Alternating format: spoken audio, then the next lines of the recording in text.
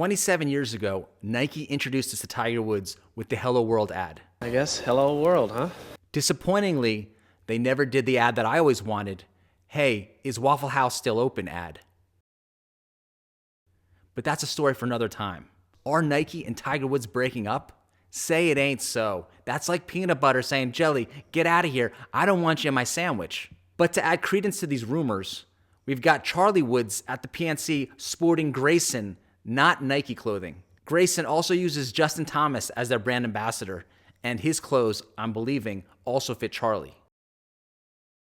I didn't want to be that crazy Asian guy you know, so here's the print evidence. Tiger Woods' Nike partnership could be coming to an end after nearly 30 years. The first report of a possible parting of ways came on the No Laying Up podcast. According to the podcast, Nike may be considering several partnerships with several golfers.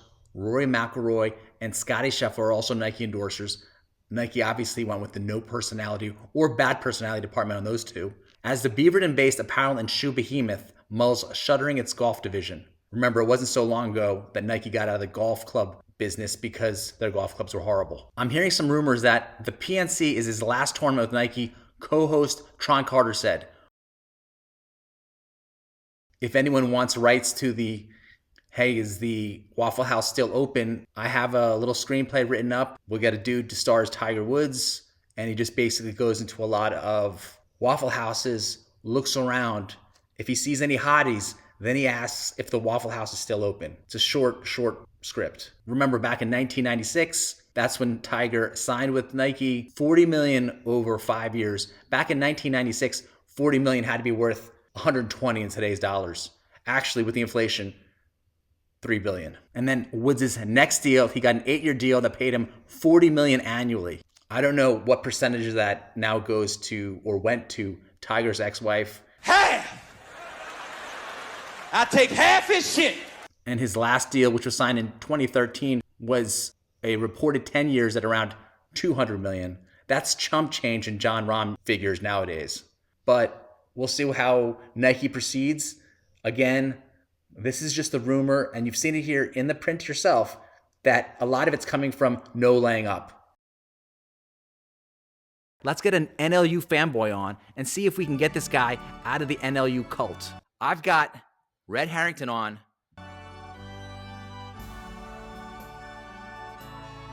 You know him as the greenskeeper that went to Africa. Up until recently, I really didn't know who these guys were. I know the one guy, Solly, who looks like a younger version of Alan Shipnuck, and I know they did a podcast together. Sully, I never really thought he looked like Shipnuck, but it's maybe an image I'm not going to be able to get out now. Then I saw Solly on Pat McAfee. Pac-Man has a question for you, Solly. Why are you saying that like the live is like some bullshit basically compared to the PGA? Saying it like it's just a bullshit league. I'm as a non-golfer, can you like put it in? And it's one of those situations where you got spoiled milk and you take a little sip of it and you just dump the rest of it down the drain. That's about all I could take. So what exactly drew you into them? I used to listen to NLU all the time when I was in the greenskeeping game, something that kept me occupied. Big fan of the game of golf and was a big fan of them. They made professional golf a little more exciting. It was always pretty enjoyable. They're kind of just college buddies who started a podcast and talk about golf the way, you know, true fans talk about golf. My feeling is that because they're college buddies, they let us all tap into that yearning to get back to college and hang out with our buddies again on some level.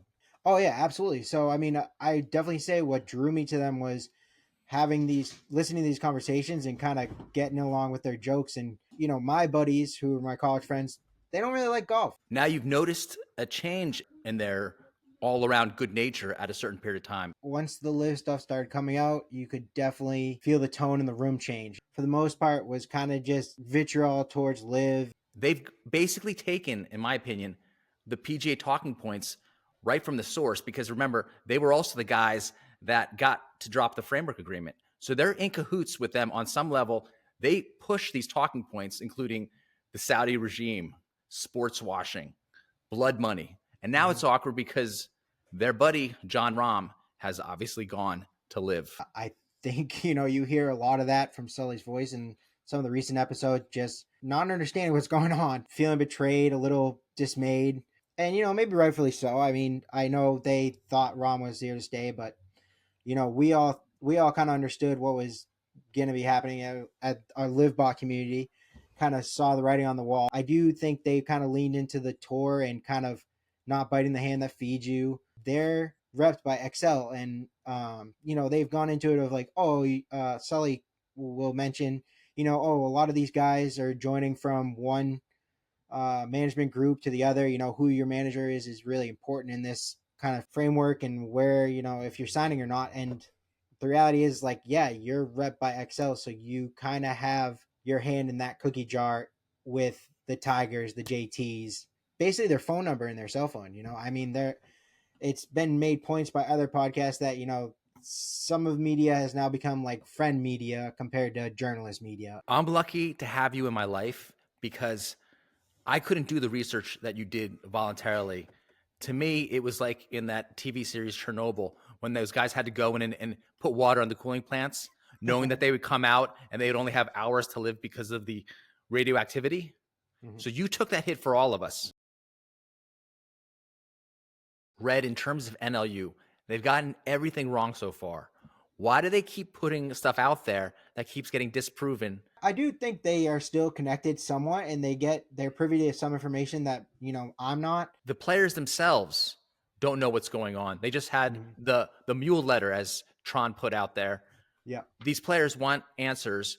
Even Tom Watson over the summer wrote an open letter seeking answers, some kind of guidance. So if NLU's big advantage is having access to these players, but these players don't have any access to information themselves, really, shouldn't you just be watching Big Boy Pants Golf, YouTube's hottest golf channel? I guess you're kind of right. I would definitely see the relationship between them and a lot of the people who they're friendly with, and on the tour side, except for maybe some of the superstars, to be a strained relationship now. They talk about some of these guys like they're friendly with them, and they love to have them on the show, like Peter Malnati, but those mules are kind of getting kicked to the curb, unfortunately, and I can't see how that's not gonna hurt them in the future when they're looking for these comments or resources through them. So The craziest part to me is the whole time after the post merger, you have KVV trying to say that, hey, Greg Norman's out. That's one thing we kind of know. Or everything's about Liv being dead, or that it's the end of the teams. And none of these things have come to pass. These guys are 0 for everything. Is no one pointing this out? Your tweets are still there. They even have blood money tweets where they're trying to delete. Luckily, this guy right here saved them. NLU has sided with the bully. The bully is every day getting defeated, the bully obviously being the PGA Tour. Now, NLU has bet on the wrong horse.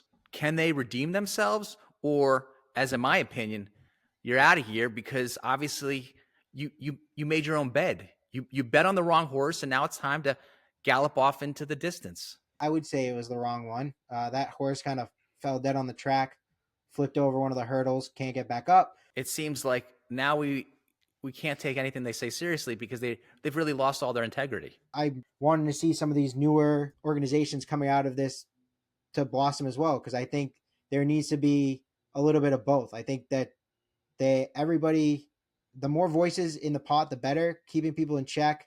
And that's kind of what we're doing now is, I'm not here to kind of break them through the mud in any way. I just want to point out that there's some inconsistencies in what they're doing. And in the future, if they can, like you said, maybe ask a few more questions, compare it to one side or the other, I think we'll get to a better place than where we've been the last couple months.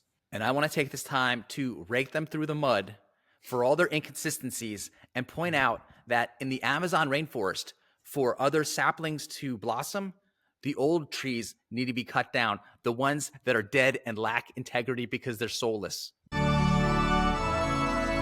That is true. I mean, that is a pretty good greenskeeping analogy, honestly. That's something that definitely has to be done. I will say I'm not against some heads rolling. I just don't believe all of them should. And I kind of think there needs to be some kind of, like they wanted, a judge and jury over who could come back onto the PGA Tour, which is also never going to really happen. But I think that you could easily see people on the live side kind of going through, what was said about them or their players and kind of being like, yeah, you're cool. no, yes, no. These guys wanted to be judge, jury, and executioner themselves, but they don't want to be judged. Give us a Weasel rating on a scale of 1 to 5 stars. I know you said Weasel rating, but I think, I don't know. YouTube probably doesn't have restrictions on this, but I think if they're going to call me a live bot, I think it's appropriate to give them a PGA Tour Dick Rider ranking. Big Randy.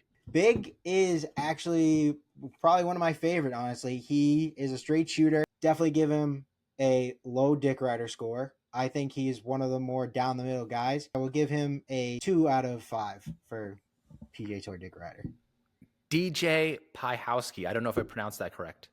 Yeah, I mean, we just know him as DJ Pie. DJ actually worked for the tour at one point, and he was, I believe, in their editing or something like that. And I would give DJ a 3.5 dicks. KVV. There's another couple No, letters. How about least favorite, Big Dick Rider. Probably put him at a 4.5 out of 5. It would be nice if he could be a little less himself.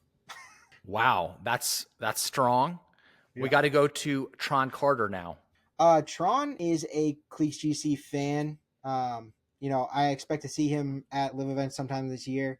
So I would give him actually a 1.5 dick riding. He's been one of the first people that stood on the soapbox and said, whatever Jay's doing, it's just not working.